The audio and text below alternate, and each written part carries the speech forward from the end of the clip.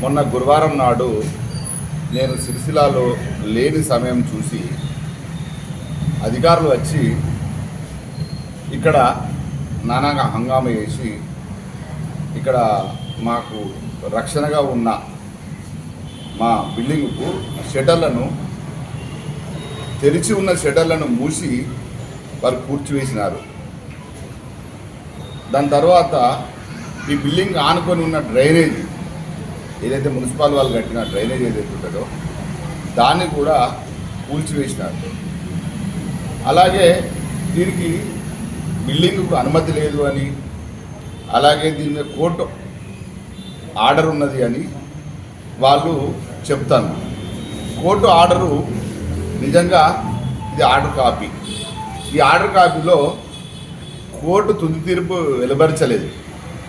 ఏమనిచ్చింది? ఇది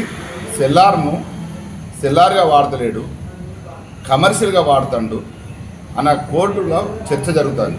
ప్రధానంగా మున్సిపల్ చట్టాలను మరియు కోర్టును గౌరవించే వ్యక్తిగా నేను మాట్లాడే విషయం ఏంటంటే, ఎలాంటి తీర్పు వెడబడలేదు. అయినా అధికారులు ఎవరో చేసిన ఆరోపణలకు వాళ్ళు వచ్చి ఈ రకంగా డ్యామేజ్ చేసి వెళ్ళిపోయింది. దీన్ని ప్రజలకు సమాధానం చెప్పుకునే అవసరం నాకున్నది. ఎందుకంటే నేను ఇక్కడ మున్సిపల్ వైస్ చైర్మన్ కాబట్టి, నేను లేని సమయంలో చూసి ఇలా డ్యామేజ్ చేసింది కాబట్టి నేను ఒక జవాబుదారిని కాబట్టి మీకు సమాధానం చెప్తాను. ఇందులో ఎలాంటి అక్రమ నిర్మాణాలు జరగలేదు అనడానికి ఇందాక తీసిన వీడియోనే మీకు సాక్ష్యం. ఒకటి. రెండోది, ఈ బిల్డింగు 2004లో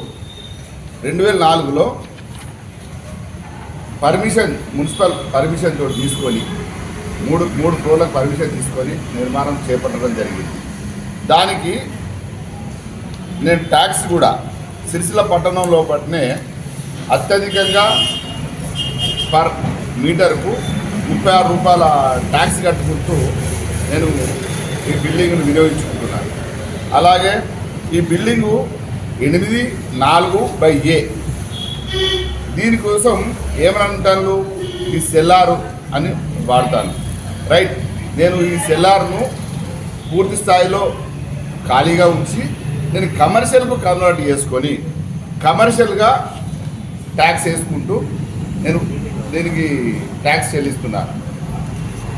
అలాగే దీనికి పూర్తి స్థాయిలో కూడా సుమారు 20 సంవత్సరాల సంది నేను కమర్షియల్ ట్యాక్సే కట్టుకుంటూ వస్తున్నాను. సరే, అధికారులు అత్యుత్సాహంతో వాళ్ళు రకరకాల హంగామా చేసి ఇక్కడ కూల్చివేత జరిగింది కాబట్టి దీన్ని పూర్తిగా ఖండిస్తున్నాను. దీన్ని న్యాయపరంగా చట్టపరంగా నేను ప్రొసీడ్ అవుతాను. దానికి మళ్ళీ కోర్టుని గౌరవిస్తా. అది ఎవరు ఏం చేసిందో అని దాని మీద కోర్టే తెలుస్తుంది. ఆ తీర్పు నేను ఈ తుది తీర్పు వచ్చే వరకు నేను పూర్తిగా వాళ్ళని గౌరవించుకుంటూ వస్తాను. అలాగే ఇది అక్రమము అని బీజేపీ పార్టీ అధ్యక్షుడు మరియు ఇక్కడున్న వారితో ఉన్న నాయకులు లేదా కార్యకర్తలు వాళ్ళందరూ వచ్చి ఒకరోజు ముందు వచ్చి నానా హంగామా చేసింది.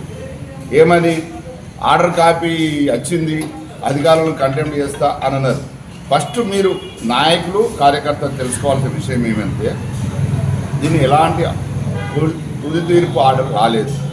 ఆయన చెప్పిన మాటలు నమ్మి మీరు వచ్చి ఇక్కడ హంగామా సృష్టించడం వల్ల ఇతరుల మనోభావాలు దెబ్బతీసినట్టయితుంది. అలాగే ఇప్పుడు ఇవాళ నాగుల శ్రీనివాసు ఇక్కడికి వచ్చి ప్రెస్ మీట్ పెట్టి ఇది అక్రమం అని చెప్పడం అనేది పూర్తిగా నేను ఖండిస్తున్నా. అలాగే ఇప్పుడు మనం ఒక విషయానికి అర్థం, ఇక నాగుల శ్రీనివాసుకు నీకు మీద ఆరోపణలు చేయడానికి గల కారణాలు మీకు ముఖ్యంగా తెలియజేయడం ఏంటంటే, నాగుల శ్రీనివాస్ అనే వ్యక్తి 30వ వార్డుకు చెందిన వ్యక్తి. ఆయన బీజేపీ పార్టీని అడ్డం పెట్టుకొని సిరిసిల్ల పట్టణం లోపల మున్సిపల్లో కలెక్టర్ ఆఫీస్లో అర్జీలు పెట్టుకుంటూ సుమారు ఆర్టీఐ ద్వారా ఒక 40 కమర్షియల్ బిల్డింగ్లకు ఆయనే అర్జీలు పెట్టి వాళ్ళ ప్రొసీడింగ్ కాపీలు దగ్గర పెట్టుకొని, అలాగే వాళ్ళ బ్లూ ప్రింట్లు దగ్గర పెట్టుకొని అక్రమ వసూలకు పాల్పడతాడు. దానికి పూర్తి ఆధారాలు మీకు మున్సిపల్ కమిషనర్ అడిగినా చెప్తాడు, ఇతర అధికారులు అడిగినా చెప్తారు. నా దగ్గర కూడా ఉన్నాయి, అవి కూడా మీకు పత్రికాముఖంగా తెలియజేస్తాను. ఈ అక్రమవాసులు పాల్పడే నైజం మరి ఈ వ్యక్తికి వాళ్ళ పార్టీ కేడరు బీజేపీ పార్టీ అధ్యక్షుడు పదవి ఇచ్చి ఇవాళ ప్రజల మీదకి తోలినట్టు ఈ సంకేతాలు కనబడుతున్నాయి. కాబట్టి ఫస్ట్ మీరు ఏ వ్యక్తికి ఏ పదవి ఇచ్చిండు అనేది మీరు ఆత్మావలోకనం చేసుకోవాలి. ఇంకా నేను విజ్ఞప్తి చేస్తున్నాను. అది ఈ దేశం కోసం ధర్మం కోసం అని అయినే కంకణ కట్టుకొని తిరగడం వల్ల ఇలా ఎలాంటి ఉపయోగం లేదు.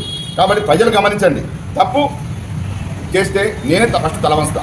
ఇలా ఎడుకుడిగా 4 పచ్చగా బతికి 4 ఉపాధి కల్పించి 4తోటి వ్యవహారికంగా ఉన్న వ్యక్తిని మాయమాటలు చెప్పి వాళ్ళను పూర్తిగా మోసం చేసుకుంటూ ఒక ఆర్థిక నేరస్తుడిగా ఇలా సిరిసిల్ల పట్టణంలో తిరుగుతాడు. తస్మాత్ జాగ్రత్త. దయచేసి ఆయన మాటలు ఎవరు నమ్మద్దు. ఆయనకి ఇచ్చే మాటలు ప్యాట్ ఇవ్వకండి. ఎవరైతే 34 బిల్డింగ్లకు ఆర్టీఐ తీసుకొని అంత దగ్గర పెట్టుకున్నాడో ఏది వాళ్ళ బ్లూ ప్రింట్లు వాళ్ళ అనుమతి కాదు, మీరు కూడా బయటకు రండి. మీరు కూడా ఆయన పట్ల ఎలాంటి భయం అవసరం లేదు. దానికి పూర్తి స్థాయిలో అధికారులు ఉన్నారు. వైస్ చైర్మన్గా నేనే ఉన్నా. ఏం రకంగా ఇబ్బంది కాదు. ఇవాళ నాకు జరిగిన అవమానం మరి నాకు జరిగిన నష్టం ఇంకోళ్ళు జరగద్దు అనే ఉద్దేశంతో మాత్రమే ఈ ప్రెస్ మీట్ పెట్టి ప్రజలకు వివరిస్తున్నా. దయచేసి దీన్ని గమనించవలసిందిగా కోరుతున్నాను.